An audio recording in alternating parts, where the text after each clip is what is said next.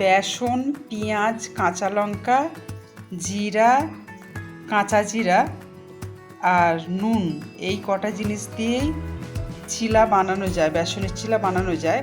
আমার ঘরে সবজি 3টে ছিল, একটু পেঁয়াজ কলি, গাজর আর ক্যাপসিকাম।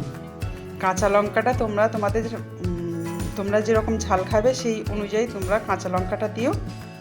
এবার এগুলো বেসনের মধ্যে দিয়ে বেসনটাকে একটু পাতলা করে নেব, গোলাটা।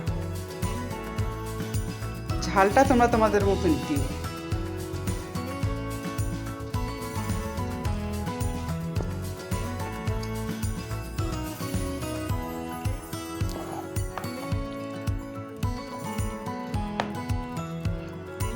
ব্যাটারটা ঘন হয়ে গেছে, আর একটু পাতলা করতে হবে।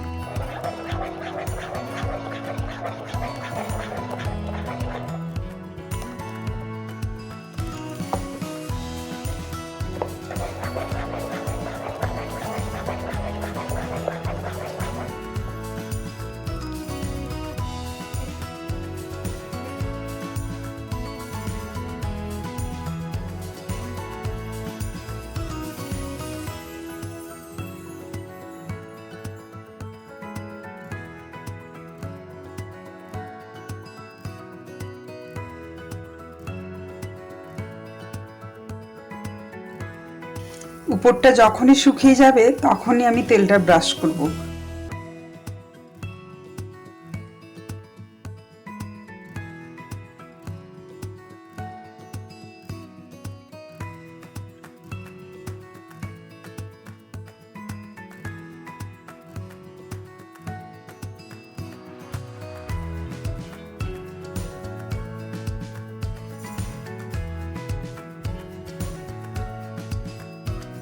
আমার রেসিপিটা যদি ভালো লাগে, লাইক, শেয়ার, কমেন্ট ও সাবস্ক্রাইব করে দিও।